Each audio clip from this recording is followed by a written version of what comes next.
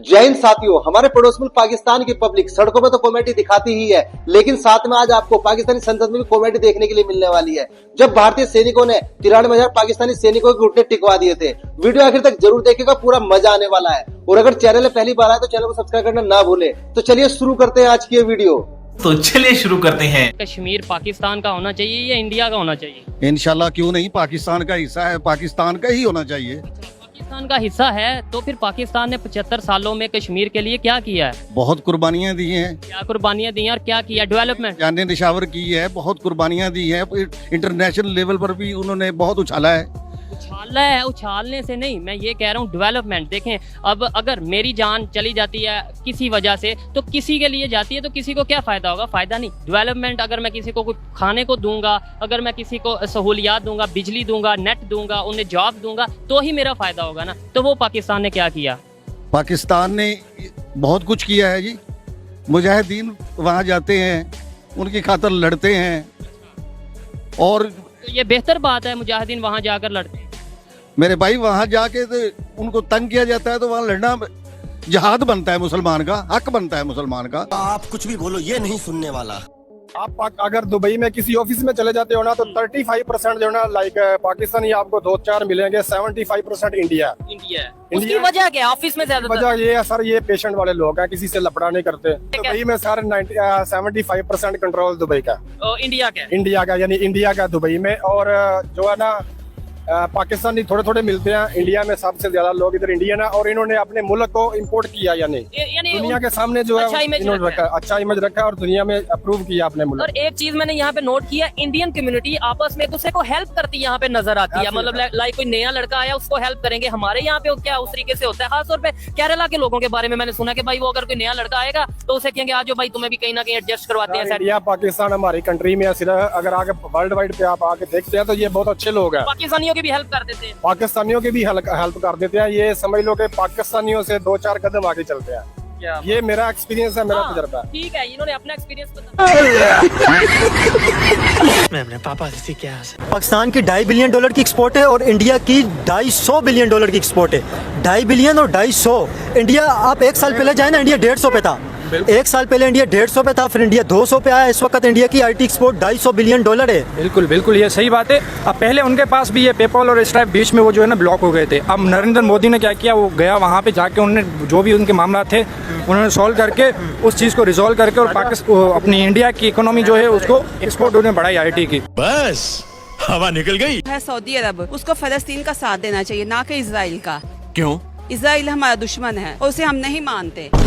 Israel को specifically हम क्यों नहीं मानते? वैसे तो नॉन मुस्लिम कंट्रीज बहुत ज्यादा है, लेकिन उनमें और इजराइल में फर्क क्या है? उनमें फर्क ये है कि वो यहूदी हैं और हम मुस्लिम हैं। तो यहूदी कभी मुसलमान का नहीं बना, आपने पढ़ा नहीं? तो हम तो नफरत फिर हिंदुओं से भी करते हैं। नफरत तो हम सबसे करते हैं, लेकिन ये कि हमें उनके साथ से, लेकिन ये यहूदी है ना, ये ज्यादा हमारे दुश्मन है। कैसे? कैसे? आपने खुद ही देखा फलस्तीन में क्या हो रहा है। कि हमास ने उन पर अटैक किया और हमास कहता है हम यहूदियों को छोड़ेंगे ही नहीं। वो ठीक बोल रहे हैं, मैं भी हमास के साथ हूँ। देखिए, ये पाकिस्तान एक वाहियात मुल्क है।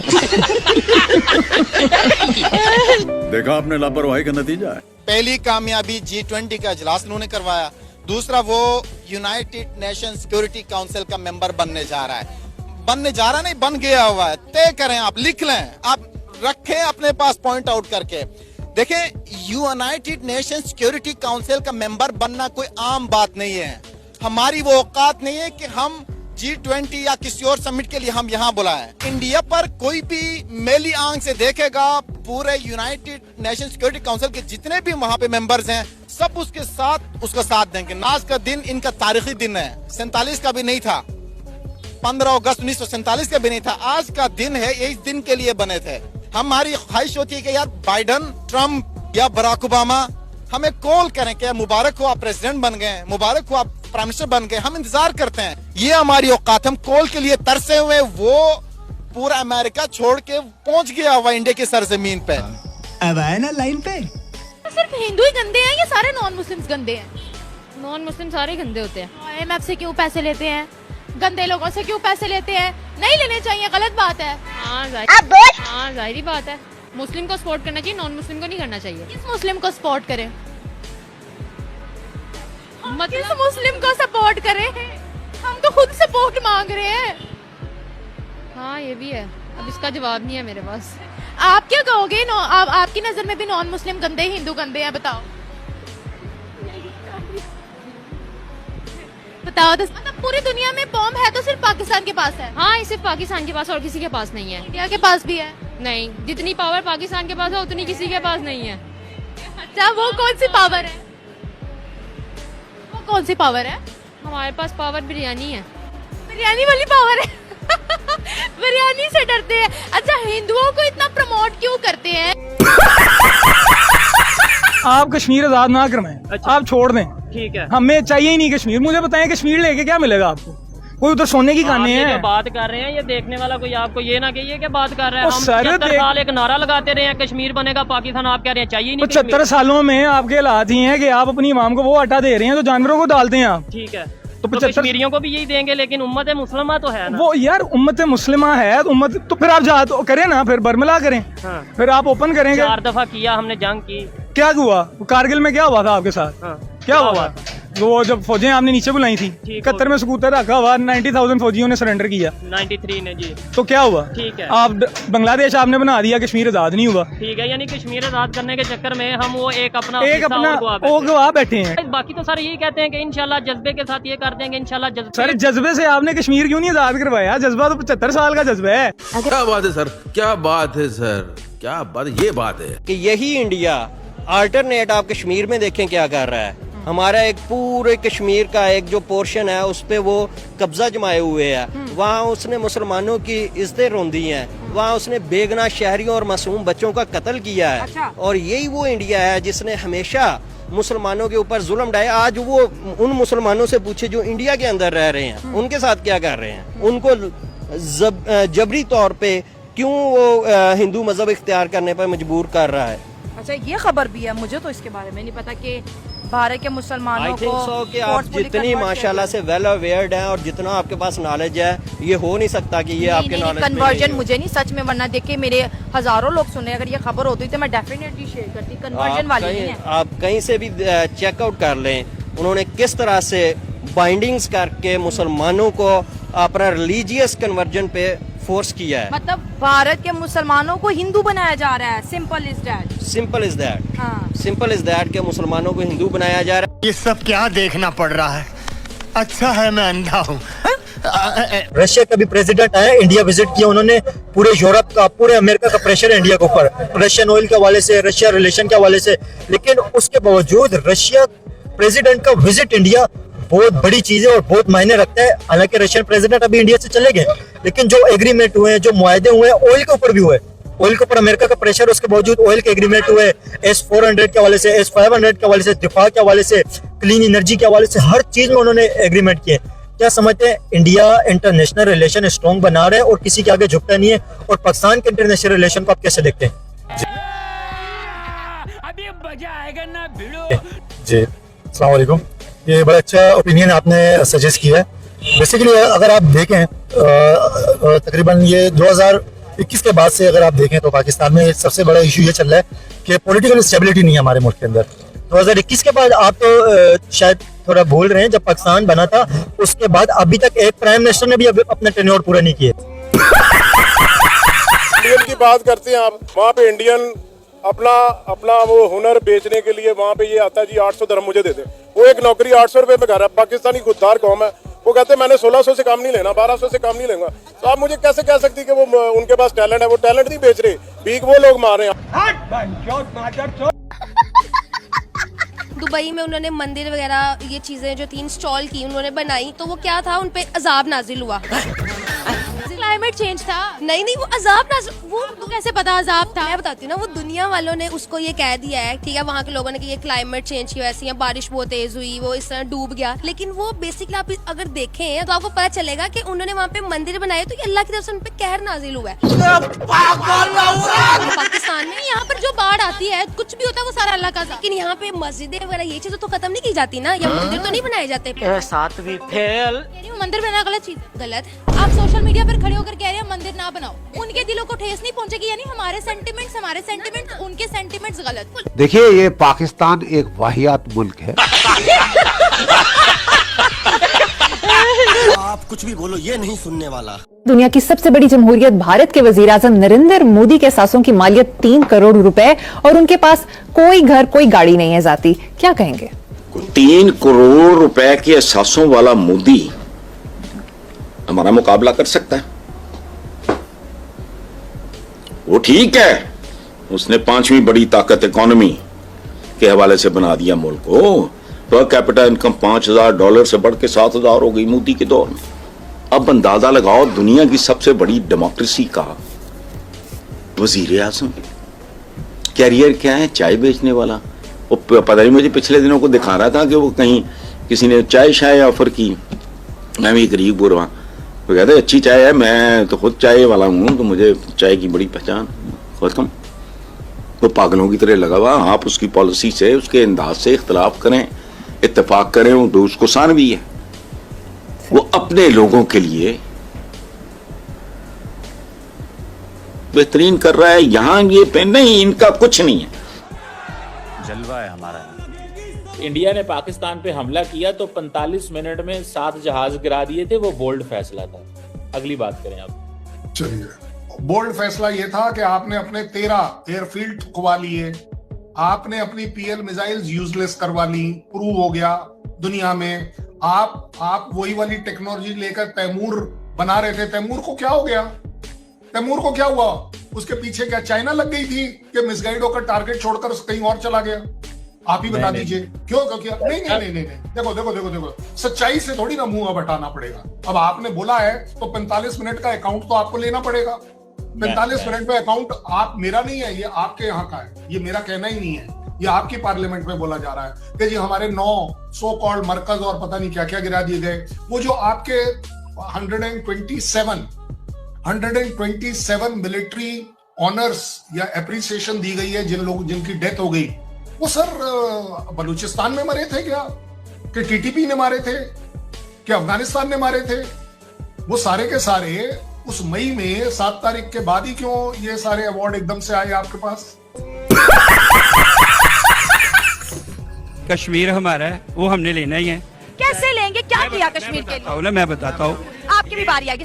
पहले हमारे जो दादा परदादा थे वो कोशिश करते आए, फिर हमारे वाले साहब कोशिश करते आए, अब हम कोशिश कर रहे हैं। किस टाइप की कोशिशें हम करते हैं? ये हम चाहते हैं प्यार मोहब्बत से सारा काम हो। अगर हम चाहे ना छीनना तो ये तो 5 मिनट का काम है। आए ऐसे ना तो 5 मिनट 4 जंगें करके देख ली हमने ना। नहीं, ये गलत बात है। आप चाहते हैं कि एक और जंग हो जाए? मैं तो चाहता हूँ ऐसे होना चाहिए।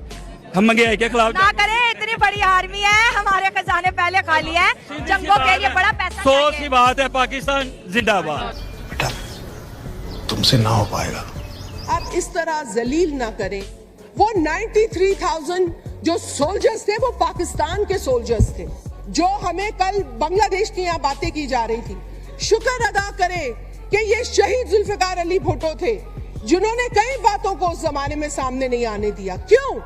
पाकिस्तान के लिए, पाकिस्तान की बका के लिए, पाकिस्तान की इज्जत के लिए।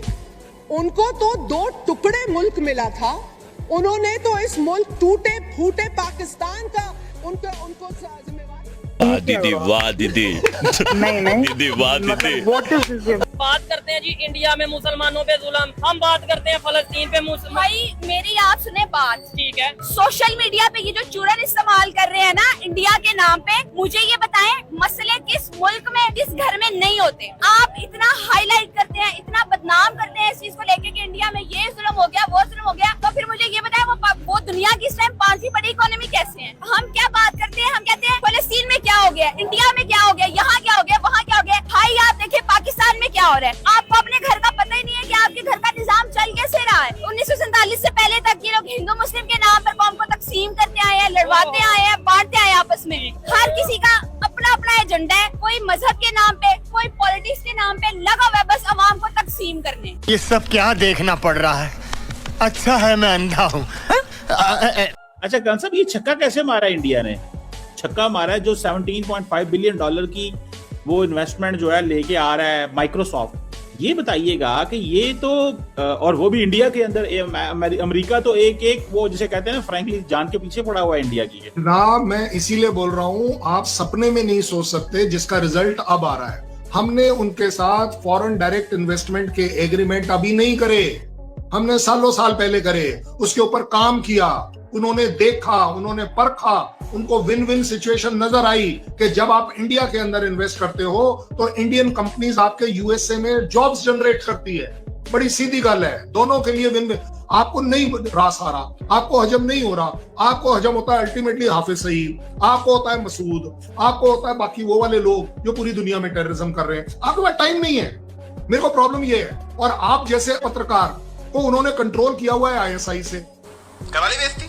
आप सोचिए कि डोनाल्ड ट्रंप की बात ना मानी मोदी जी ने और रशियन ऑयल लेना जारी रखा, अगर मोदी जी को उठाकर ले गए आप लोग क्या करेंगे? गट्स चाहिए भाई, इतना भारत वेनेजुएला कितना छोटा देश नहीं है, भारत बहुत बड़ा देश है। हाँ, वो सोच भी नहीं सकते ऐसी बात अपने सपने में। और फिर ये तो डायरेक्ट वॉर होगा। अमेरिका तब तक दादागिरी कर रहा है जब तक आप दादागिरी बर्दाश्त कर रहे हैं, वरना जिस दिन चाइना, इंडिया, रशिया अगर खड़े होगा एक साथ, अमेरिका का कोई मैच नहीं। तो पॉइंट मैं आपसे यही कहने वाला हूँ कि इतना आसान नहीं है, बहुत लोगों को देख चुके हैं। हाँ, वेनेजुएला तो मक्खी था भाई, लेकिन भारत दुनिया का 7वां सबसे बड़ा देश है। अगर ऐसा है तो फिर ट्रम्प ये क्यों कह रहे हैं पीएम मोदी से कि आप मुझे खुश कीजिए? आरजू जी, कोई आपसे ये बोले कि आरजू जी का आदमी जी अपने शो पे ऐसा क्यों बोलती है? अरे भाई, वो कोई बोलने को कुछ भी बोले, हम क्या कर सकते हैं? वो बोले कि हमको ये पीएम मोदी खुश करे, लेकिन खुश तो नहीं कर रहा है ना। अगर खुश किए होते पीएम मोदी तो ये 50% की ट्रैफिक टैरिफ तो नहीं आती ना। क्या बात है सर, क्या बात है सर, क्या बात, ये बात है। ये जो बाइक आपकी है? ये मेरी है। ये कितने की बाइक है? मैं अभी आपको 4,64,000 की। कितने की? 4,64,000 की होगी। 4,64,000 की ये बाइक है। और आप ये कह रहे हैं ना इंडिया में लोग गरीब हैं। ये बाइक एक तो देखने वाले जरूर बताइएगा कि आप जहाँ से देख रहे हैं इस तरीके, ये कौन सी बाइक है? यामा। और कितनी सीसी है? ये 125 125 सीसी बाइक आपके वहाँ से कितने की मिलती है? ये कमेंट में जरूर बताइए। ये क्या है? आईपीएल कितने पैसे कमाता है, पीएसएल कितने कमाता है? हम कब तक आईपीएल का मुकाबला करने में प्रॉपरली कामयाब हो जाएंगे? कितनी को अर्निंग है? मुझे लग रहा है हम भी बहुत कमाते हैं, लेकिन ये कहीं नजर नहीं आते। इसकी क्या वजह है? कुछ जरा बताएं, क्या डाटा स्टैटिस्टिक्स आपके पास? जी बिल्कुल चीमा साहब, आपने सही बात की है कि हम कितना कमा रहे हैं, आईपीएल का कितना कमा रहे हैं। सबसे पहली बात चीमा साहब ये है कि आईपीएल एक दिन का जब एक मैच होता है 120 से 125 करोड़ रुपया कमा रहा है, जो कि पाकिस्तानी 350 करोड़ से भी ज्यादा बनता है। 370-380 करोड़ बनता है पाकिस्तानी। एक मैच से वो 380 करोड़ पाकिस्तानी रुपीस कमा रहे हैं, और हमारी जो टीम्स हैं वो 180-185 करोड़ की बिक रही है। नवाज भाई ये बताइए कितने का कप है? गिलास कितने का? 100 रुपए का। मेरे ख्याल से आबिद भाई ये तो मुनासिब है, इसका रेट यही होगा। नहीं शुएब भाई, अगर आप ये देखिए, ये मेरे ख्याल से 10 या 20 रुपए का होना चाहिए। ये 100 रुपया मुनासिब नहीं है। आलू की कीमत आपको पता है क्या? पाकिस्तान के लिहाज से आलू की क्या कीमत है? आलू 250 दे रहे हैं। और प्याज? 250 किलो। 250-300 रुपए किलो। अच्छा, मैं अपनी ऑडियंस से पूछना चाहूंगा कि चना चाट जिसे हम कहते हैं, ये आपके यहाँ कितने तक की मिल जाती है? हमारे यहाँ 100 रुपए का ये कप है। असंभव, असंभव, असंभव। मुझे बताइए, इस वक्त जो है वो बलूचिस्तान जल रहा है कि नहीं जल रहा?